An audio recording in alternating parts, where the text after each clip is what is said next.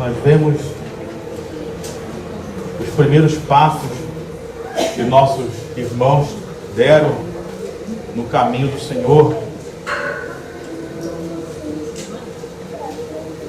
Atos dos Apóstolos, capítulo de número 4, vamos ler a partir do versículo 23, e diz assim a palavra do Senhor. Você já achou? Amém. Quem não achou, diga.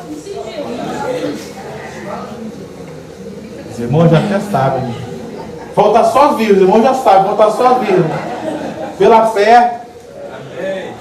Vamos ler versículo 23, diz assim a palavra do Senhor. Uma vez soltos, eles tinham sido presos, Pedro e João procuraram os irmãos e lhes contaram tudo o que os principais sacerdotes e os anciãos lhes tinham falado.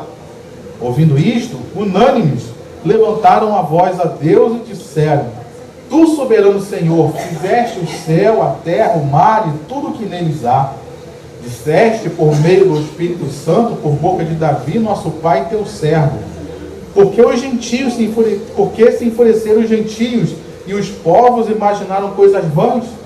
Os reis da terra se levantaram contra as autoridades. Os reis da terra se levantaram e as autoridades se juntaram contra o Senhor e contra o seu ungido.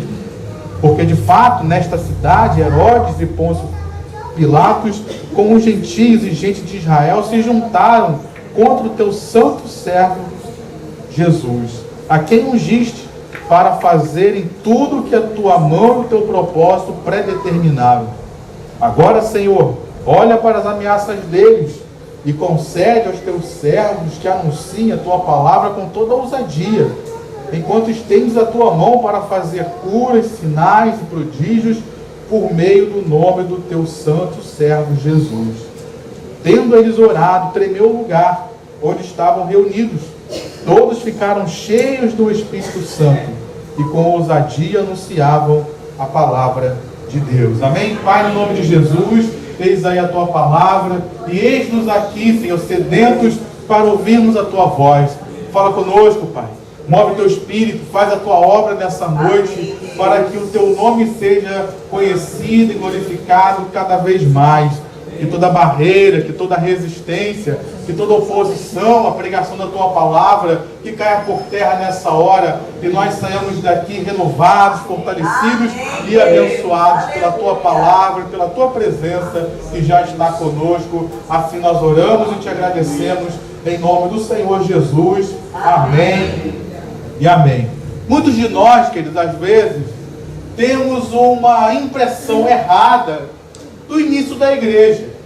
Às vezes nós olhamos e pensamos que como nós queríamos que a nossa igreja do Catete hoje fosse como a igreja primitiva, tendo uma ideia de que aquelas pessoas naquele tempo eram diferentes de nós, tendo uma ideia de que aquela igreja era diferente de nós hoje, como se tivéssemos uma ideia de que eles fossem perfeitos.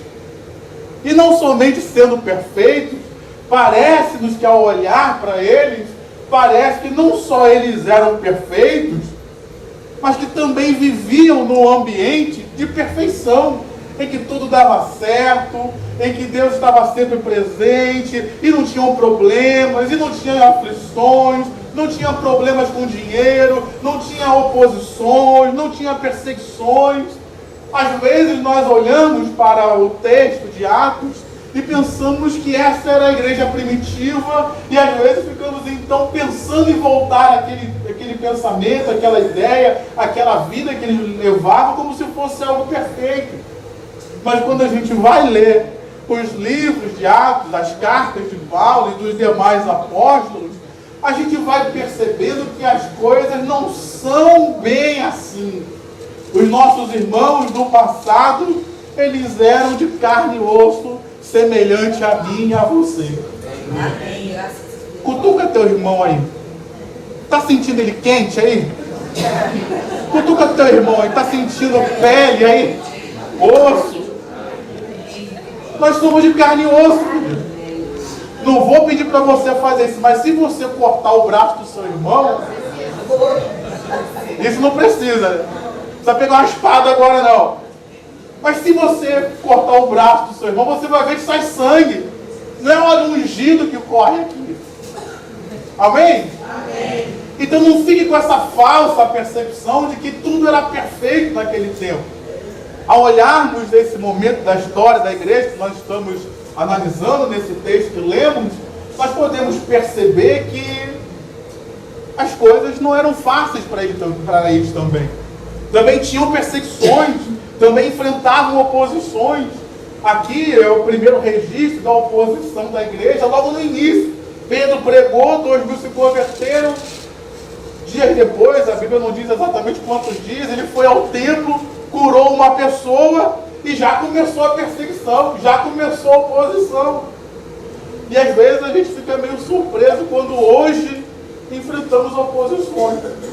Meu irmão, o mundo entenda-se por esse sistema que é controlado pela maldade humana, influenciado por Satanás. Esse é o mundo que eu falo. Não são as criaturas, não é a beleza do planeta Terra, mas esse sistema mundano, ele sempre se opôs ao Evangelho. Desde o princípio, não foi algo que começou agora na nossa geração, não. Ao olhar a história antes de Jesus, nós vemos Satanás e todo o sistema mundano se opondo aos ancestrais de Jesus. Desde lá vamos começar com Abraão, que foi o primeiro, nós vemos ali Satanás se opondo, o mundo se opondo a Abraão, a Sara, a Isaac, para que as coisas não acontecessem. Vemos isso ao longo da história. Ao olharmos para o próprio Senhor Jesus, desde a sua concepção, já houve uma perseguição. Porque você sabe da história, Jesus foi concebido no ventre de Maria. Alguém foi lá falar com José, José abandona essa mulher. E quem você acha que foi essa ideia? Ela surgiu lá no fundo do inferno, meu irmão. Abandona essa mulher. Aí Deus teve que ter misericórdia e enviar um anjo e falar: não abandona não, José, porque o que é gerado nela é meu, é do Espírito Santo. Então, desde a concepção de Jesus, quando Maria, por exemplo, vai para a casa de Isabel, sua parente, ali nos mostra que talvez houvesse uma certa resistência da família dela com relação à gravidez. Quem será que moveu a família dela contra ela e contra o projeto de Deus? Será que foram pessoas? Depois do nascimento de Jesus, você conhece a história, os magos, né, não são reis magos, porque a Bíblia diz que eles são reis, mas os magos vão até Jerusalém para poder adorar o menino rei nascido. Aí eles se encontram com Herodes, e Herodes fala: não estou sabendo nada disso, não tem nenhum rei, não, o rei sou eu. Aí vai e busca lá os profetas. Não, se fosse nascido, ele seria nascido lá em Belém. Aí Herodes, astutamente, fala: não, vai lá, adora, mas depois volta para mim aqui e me diz o que aconteceu. Os reis vão lá, adoram ao Senhor, não voltam. E Herodes, com a maldade no coração, inspirado pelo diabo, manda matar todas as crianças de Belém. Se Deus não tivesse agido ali, o nosso Senhor, recém-nascido, já tinha morrido, antes de cumprir o propósito. Então a gente percebe que sempre houve essa resistência.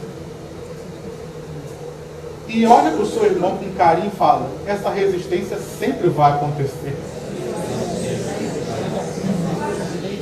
Ah, pastor, e daqui a 10 anos, será que vai melhorar? A resistência sempre vai acontecer. O mundo, o Satanás, nunca irão apoiar o Senhor Jesus, nunca irão apoiar a igreja. E como eu ouvi alguém dizer, a tendência que o cenário está nos mostrando é que as coisas vão piorar. Os ataques à igreja vão piorar.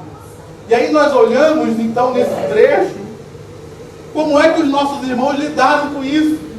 O que eles fizeram para enfrentar essa situação debaixo da bênção de Deus? Por isso eu botei o tema prosseguindo e prevalecendo.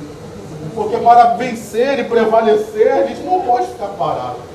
E olhando para os nossos irmãos, então, que estavam enfrentando essa primeira perseguição, ainda não tinham a experiência de lidar com isso, o que eles fizeram, queridos? Como eles lidaram com isso e prevaleceram, para que a gente possa tirar lições e lidar com as situações que temos que lidar nesse tempo.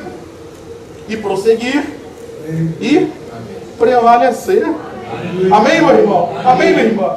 A primeira coisa que eu queria compartilhar conosco é que assim que eles foram soltos, eles procuraram os irmãos. Eles foram para a congregação. Eles não se isolaram. Eles não falaram, estamos sendo perseguidos, vamos embora, vamos abandonar isso. Não, pelo contrário. Eles foram ao local do culto. Eles foram buscar os irmãos. Eles foram buscar aqueles que tinham a mesma fé que eles. Então nessa noite, eu e você estamos de parabéns. Você pode dar parabéns para o seu irmão aí? Parabéns, meu irmão.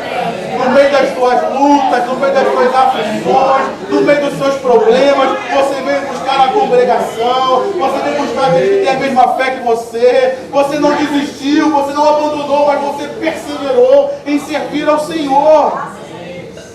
Aquelas perseguições não paralisaram Pedro e João, pelo contrário, eles foram buscar os irmãos, como que dizendo, vamos continuar na fé. Estão nos perseguindo, mandaram parar de falar de Jesus, mas eu vou voltar à igreja, eu vou voltar à casa de Deus, eu vou ficar com Deus. Amém? Amém. Uma segunda coisa que eles fizeram que me chamou muito a atenção, confesso que eu gosto muito desse texto, então eu já li várias vezes, já preguei sobre esse texto, mas eu não tinha percebido isso, que eles foram e contaram aos irmãos o que lhes tinha acontecido. Igreja, querido, é um lugar de compartilhar. Eles compartilharam a bênção, eles compartilharam a doutrina, eles compartilharam os bens. Você lê aí Atos 2, no capítulo 4 fala também disso. Eles compartilharam os bens, mas eles também aprenderam a compartilhar os sofrimentos. Igreja, querido, é lugar que a gente compartilha alegrias, mas a igreja é um lugar que a gente compartilha também as nossas dores e sofrimentos. Falar, querido, das nossas dores e sofrimentos, às vezes é importante para a gente colocar para fora o que está sentindo. E o ambiente de fazer isso, muitas vezes, é a igreja. Não estou falando para você abrir sua vida para todas as pessoas, mas você ter um ambiente em que você possa falar daquilo que te faz sofrer. Você ter um ambiente onde você possa abrir o seu coração daquilo que te faz sentir dor, daquilo que te persegue hoje. Isso, se você for estudar aí, os terapeutas, os psicólogos, isso é terapêutico. Isso muitas vezes traz uma cura aos nossos corações, a gente poder compartilhar aquilo que está nos nossos corações. Poder compartilhar aquilo que está nos nossos corações também divide o peso, divide a carga. Você compartilhar algo que acontece com você, que te faz sofrer, que te persegue, e outra pessoa ouve e ora junto com você, isso divide a carga. Confessar as vossas culpas para que sejam curados. Esse texto de Tiago não diz para que sejam perdoados. Eu confesso minhas culpas ao Senhor para ser perdoado. Mas eu confesso minhas culpas, meus sofrimentos uns aos outros. E a seguida ele fala, porque muito vale por sua eficácia a súplica de um justo. Então dá a entender que eu confesso minhas culpas para que eu seja curado através da oração do meu irmão. Amém.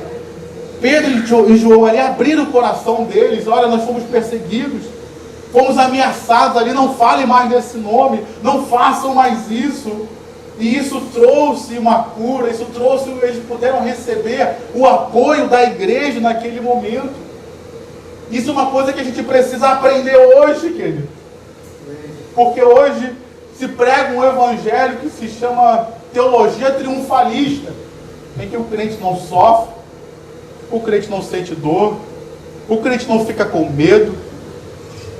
Se prega hoje uma teologia que você é quase que independente, não precisa de ninguém. Só você e Jesus, a vitória já é certa. E às vezes a gente tem dificuldade de compartilhar com alguém. Poxa, eu estou sofrendo. Estou sendo perseguido no trabalho. Estou sendo perseguido no local onde eu moro. As pessoas vão olhar o que, meu irmão? Em alguns lugares, se você falar isso, o que, meu irmão? Amarra esse demônio aí. Você é mais que vencedor em Cristo, sim, meu irmão, eu sei.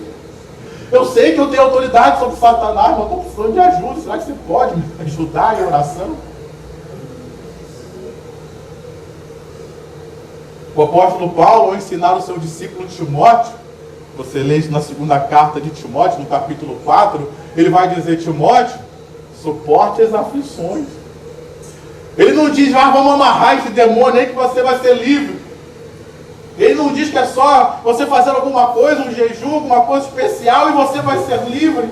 Tem situações, meu irmão, e Paulo escreve isso já no final do seu ministério, um irmão que já tinha tido experiência em todas as coisas, como ele mesmo fala, que já tinha sido perseguido, suportado tantas coisas, ele diz: suporte as aflições.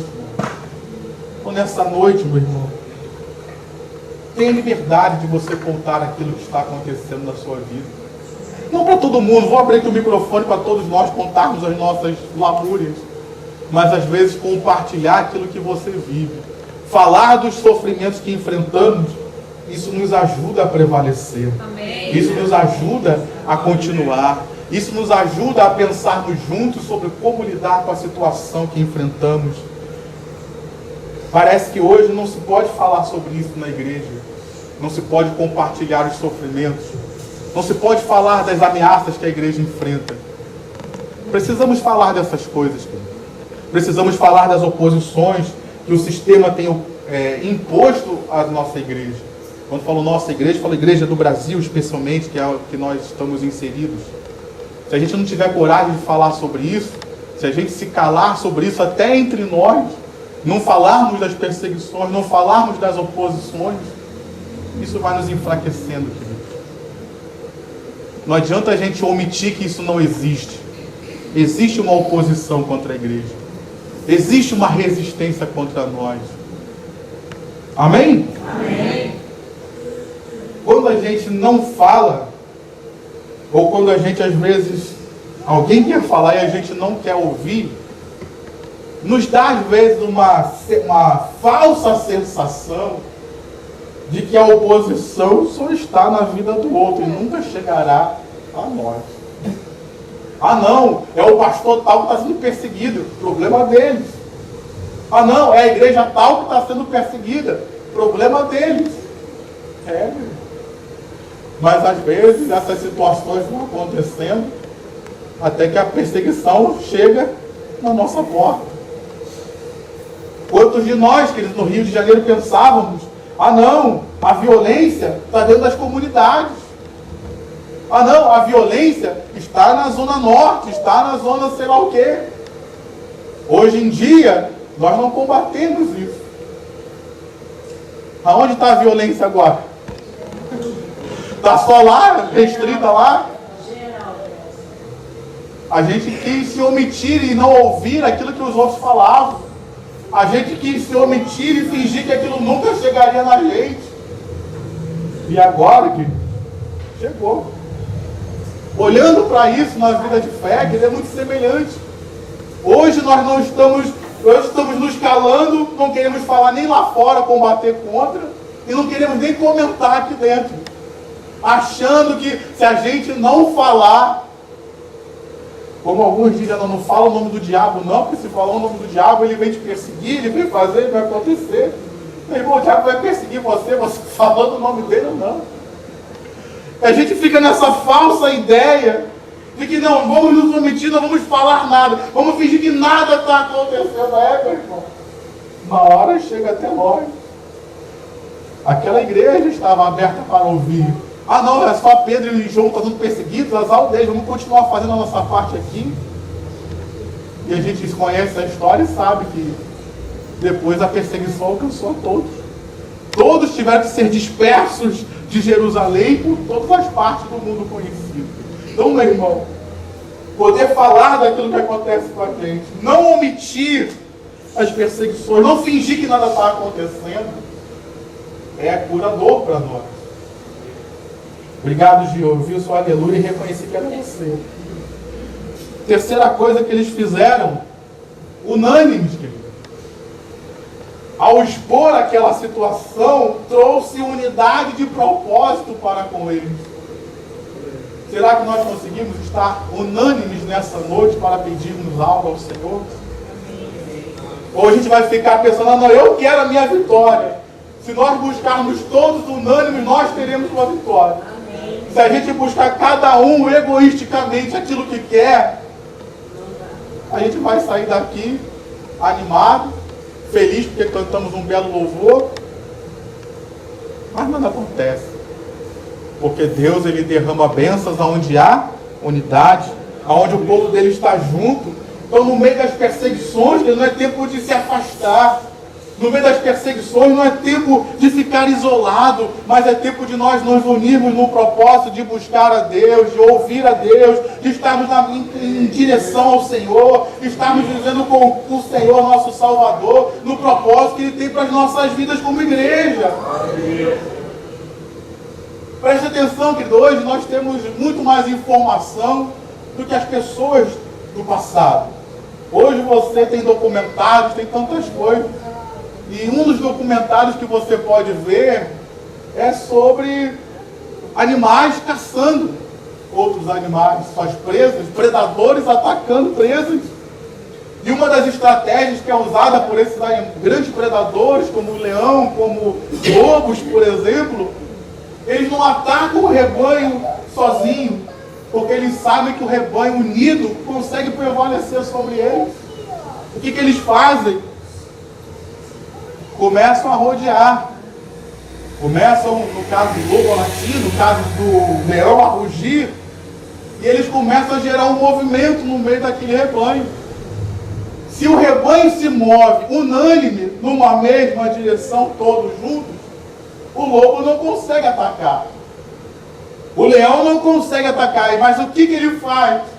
Ele vai rugindo, vai rodeando, vai fazendo aquele rebanho se movimentar. Até que um tem uma brilhante ideia. Está todo mundo indo para a direita, mas eu tiro uma brilhante ideia, eu vou para a esquerda. Está todo mundo indo para frente, mas eu tive uma brilhante ideia, eu vou recuar. E aí, queridos, quando esse se isola, quando ele sai da unidade, quando ele sai da unanimidade, o que acontece? Ele vira presa fácil para o predador. O que o diabo faz com a igreja hoje, queridos? E tem feito anos e anos. Ele fica ameaçando, ele fica atacando, ele fica apontando para quê? Para a gente se dividir, para a gente ficar brigando por coisas que não tem a menor diferença, querido. Por coisas que não tem valor nenhum, e a gente está brigando. E o que está acontecendo? Desigrejados, as pessoas estão saindo das igrejas. Estão desistindo de congregar, estão desistindo de servir a Deus unido. E quando chega lá fora, querido, são presas fáceis. São enganados facilmente. Nessa noite, meu irmão, vamos lutar por estarmos unidos. Amém. Não só unidos no mesmo lugar, não só estarmos aqui reunidos nesse lugar geográfico, mas precisamos lutar por uma unanimidade, precisamos lutar por estarmos numa mesma visão. Quando falo unanimidade, não é que você vai pensar exatamente igual ao seu irmão, mas precisamos ser unânimes em servir ao Senhor, precisamos ser unânimes em andar na direção dele, precisamos ser unânimes em ouvir a sua voz e fazer aquilo que ele está mandando fazer, precisamos ser unânimes na causa do Evangelho, meu irmão. Precisamos ser unânimes no nome de Jesus. Amém. Diga amém. Aplauda o Senhor com o seu melhor.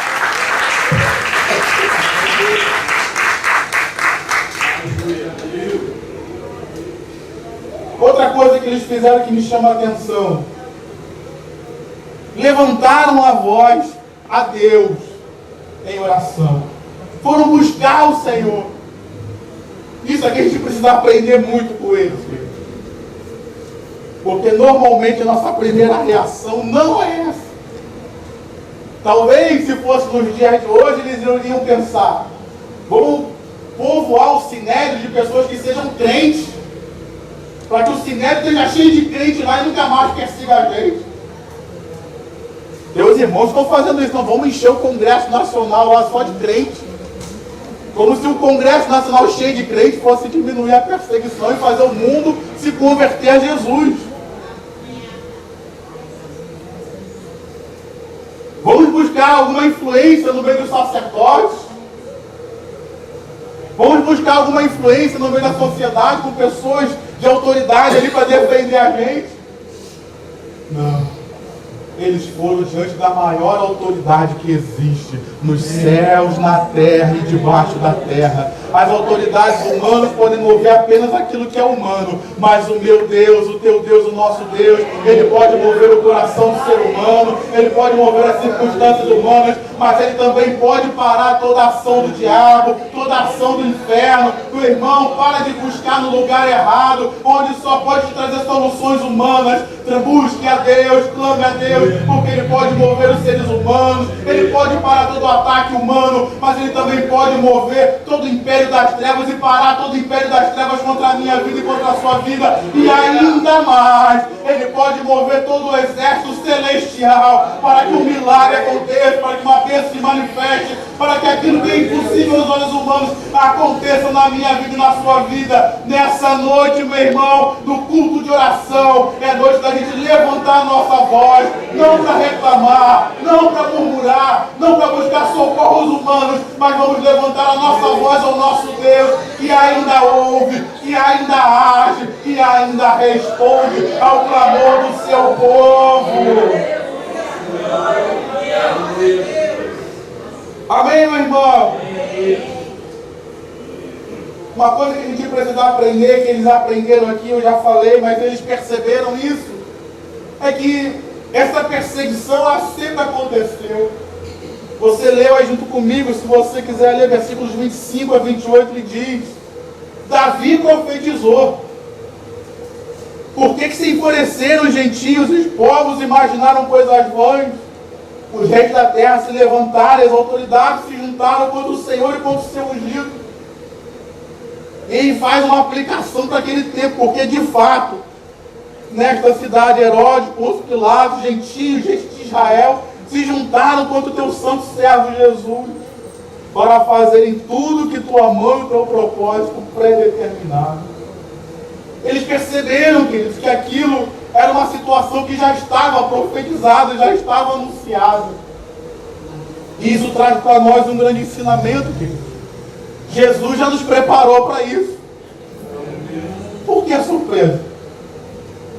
Ele disse: eis que vos envio como ovelhas no meio de lobos. Ele também nos advertiu: se ouviram a minha mensagem, ouvirão a de vocês também. Mas se me perseguiram, o servo não é maior do que o seu Senhor. Perseguiram a mim, perseguiram vocês também. Nós gostamos de esconder uma certa bem-aventurança que está lá em Mateus capítulo 5. O início do Sermão do Monte, Deus quer que você seja feliz, amém? Amém. Não é à toa que ele começa o Sermão do Monte dizendo: bem-aventurado, bem-aventurado, feliz, alegre, mais que abençoado. Então Deus quer que você seja feliz, amém? Amém. Mas tem uma bem-aventurança ali que a gente quer apagar. Bem-aventurado quando vocês forem perseguidos, açoitados, levados diante das autoridades por causa do meu nome. Essa é uma bem-aventurança que a gente quer esquecer. Mas Jesus nos ensinou e deixou para nos preparar que o mundo sempre vai socorrer a igreja. Então não fica surpreso se estarem falando mal da gente. Não fica surpreso de verem ataques aos pastores, aos pregadores, aos irmãos, à palavra de Deus. O mundo sempre vai resistir, ele vai continuar resistindo até o fim. O único momento que teremos paz eterna, eu já falei, né? Paz eterna é só na eternidade. Enquanto estiver aqui, que vai ter oposição, a gente precisa ter essa sabedoria para não desistir, para não abandonar, mas para permanecer firme. E aqui os discípulos de Jesus, nossos irmãos, eles pediram 3 coisas. A primeira coisa que eles pediram está no versículo 29. Eles pediram: agora, Senhor, olha para as ameaças deles. Eles não pediram: acabe com as ameaças.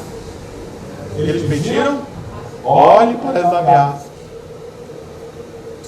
Sendo sincero, querido, será que se a gente orar para que acabem as ameaças, elas vão acabar? Muito provavelmente não. Mas ele fala, Senhor, olha, como que dizendo, o Senhor sabe a melhor maneira de lidar com isso daí. Senhor, olha para o que está acontecendo. Se o Senhor quiser mudar isso, o Senhor tem poder para mudar. Se o Senhor quiser tratar isso, o Senhor tem poder para tratar. Se o Senhor quiser fazer um milagre nessa situação, o Senhor tem poder para fazer. Mas olha, Senhor, faz aquilo que o Senhor pode fazer, faz aquilo que o Senhor quer fazer. Mas que essa situação esteja diante dos teus olhos. Nessa noite, meu irmão, eu quero trazer uma palavra para nós. Para que Deus olhe para as situações e circunstâncias nas quais estamos inseridos. Deus tem poder para mudar essas circunstâncias? Sim. Tem. Mas se Ele quiser usar essas circunstâncias para mudar a mim, Ele pode fazer isso também? Sim. Ele é o Senhor. Eles primeiro pediram isso. Olha as circunstâncias. Olha as ameaças. Olha o que estão fazendo contra o Senhor, contra o teu povo, Pai. Uma segunda coisa que eles pediram: ousadia para continuar pregando. Ousadia para continuar anunciando o Evangelho. Ousadia para continuar fazendo aquilo que Deus colocou nas mãos dele para fazer. E como nós precisamos disso nesses últimos dias, queridos? Por causa das perseguições, por causa das ameaças, a gente tem deixado de pregar o Evangelho. A gente tem deixado de falar do amor de Deus. A gente tem evitado falar de pecados, porque se falar de pecados, as pessoas começam a nos acusar de fundamentalistas, de retrógrados, de alguma coisa fobia aí. E aí a gente tem deixado de anunciar o Evangelho. Aqueles discípulos ali, apesar das ameaças, que eles nem pediram para acabar com elas, mas falaram: Senhor, acabando ou não com as ameaças, mudando ou não a situação, dá-me graça, Senhor, dá-me ousadia para enfrentar essa situação e continuar glorificando o Teu nome, dá-me ousadia e graça para, no meio dessa sociedade corrupta, continuar falando do amor de Deus, continuar pregando o Evangelho, continua, Pai, me dando graça, para que ainda que haja oposição, eu tenha coragem, eu tenha ousadia para continuar fazendo aquilo que o Senhor colocou nas minhas mãos fazer. Tem alguém assim junto comigo também, meu irmão? Precisamos continuar. Obrigado. Precisamos avançar, querido. Amém. Preste atenção. Aqui estava no início da igreja. Se esses homens param aqui, nós não estaríamos aqui hoje. Já parou para pensar nisso? Se eles param aqui, todo o plano de salvação ia ficar restrito àqueles primeiros 4.000, 5.000 que aceitaram Jesus. Todo o plano de salvação ia ficar restrito à nação de Israel, e só uma pequena parte dela. Se eu e você pararmos, querido, como o pastor Roberto tem pregado para nós, que tem bênçãos no futuro para nós, esperando por nós, nós também estávamos no futuro esperando o posicionamento desses homens aqui. Será que tem pessoas no futuro esperando o nosso posicionamento como igreja hoje? Se eu parar de pregar, se eu parar de anunciar o Evangelho, qual situação a próxima geração vai viver no Brasil? Nós estamos quase voltando aos tempos passados. No Brasil, há não muito tempo atrás, se queimavam Bíblias. Você sabia disso? No Brasil, há pouco tempo atrás, os cristãos eram perseguidos e mortos. Até pelos padres na região Nordeste.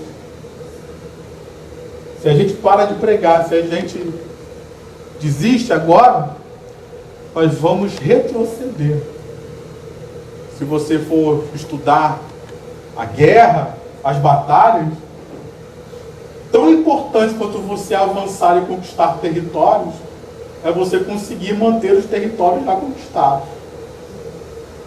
Nossos irmãos, com muito menos instrumentalidade, recursos do que nós, nos entregaram um Brasil muito melhor de forma espiritual, nos entregaram um Brasil com uma abertura ao Evangelho muito maior. Será que nós vamos perder isso, retroceder nisso, entregar para a próxima geração um Brasil que persegue cristãos, que mata cristãos? Eu só ouvi um não bem baixinho, mas irmão gesticulando assim. Qual será a nossa postura aqui? Qual será a nossa posição? Se nos ameaçarem e a gente parar, hoje é isso. Amanhã vão atacar mais ainda. Daqui a pouco vão avançar mais ainda.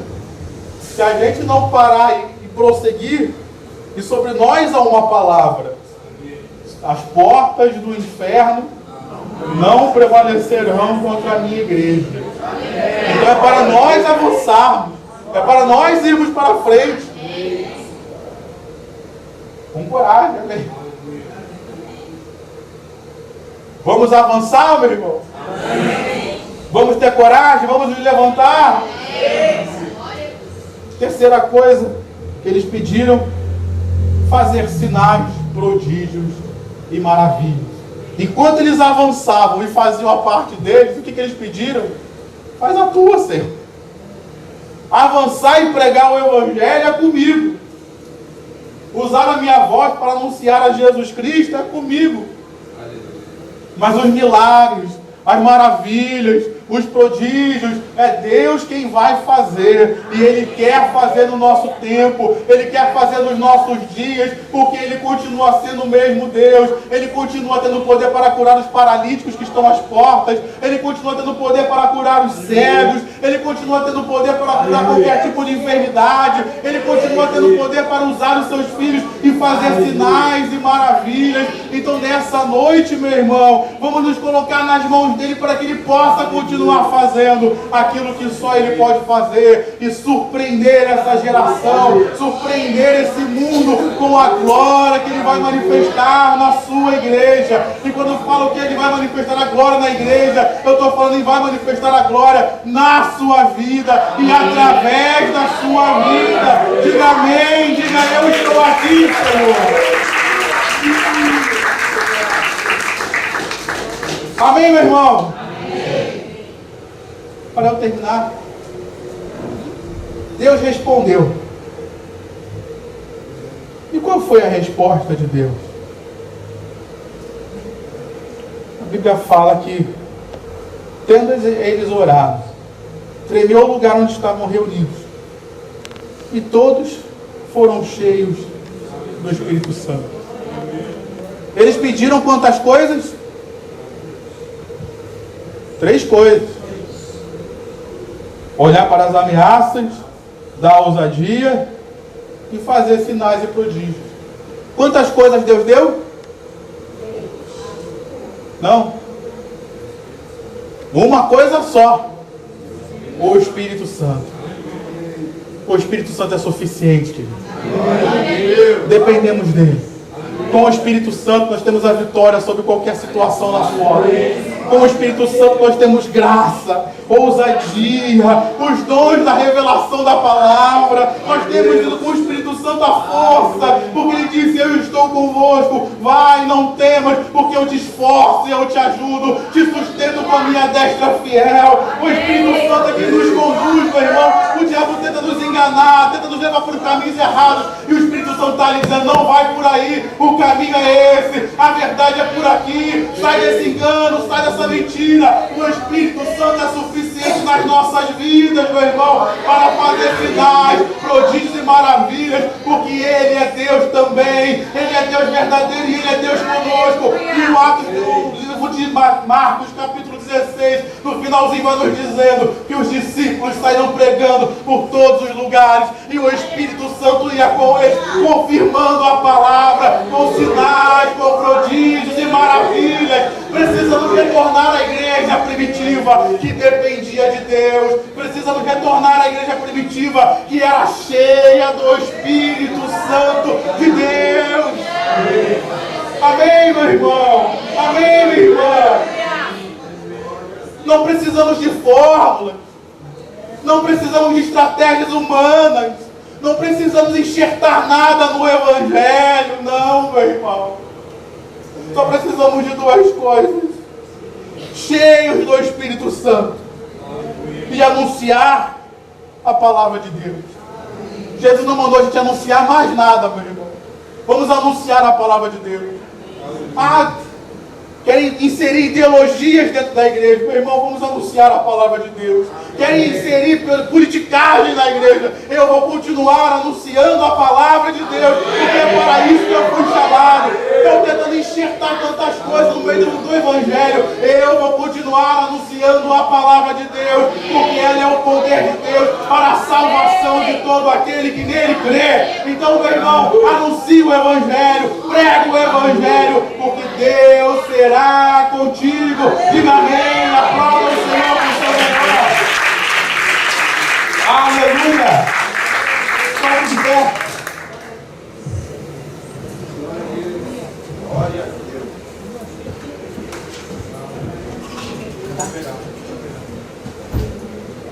Vamos cantar, queridos. Eu quero que você feche seus olhos.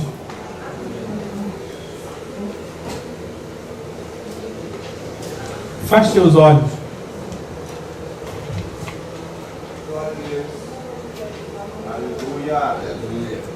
Eu sei que num culto de oração como esse, nós temos muitas coisas a apresentar ao Senhor. Talvez situações que te façam até sofrer. Eu estava pensando nessa mensagem e esses homens foram perseguidos por fazer o bem. Eles curaram alguém e foram perseguidos. Talvez você possa até estar sendo perseguido, enfrentando situações difíceis, mas nessa hora,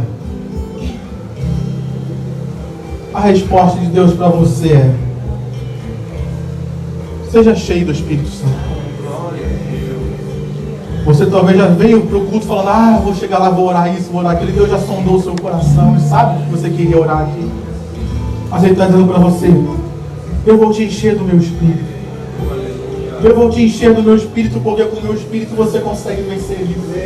Eu vou te encher do meu Espírito, porque com o meu Espírito você vai conseguir lidar com isso. Eu vou te encher do meu Espírito, porque o meu Espírito é aquilo que você mais necessita. Talvez aqueles discípulos não tiveram a ideia disso. Eles pediram algo, mas Deus deu a eles aquilo que eles precisavam. E o que nós mais precisamos é sermos cheios do Espírito Santo nessa noite.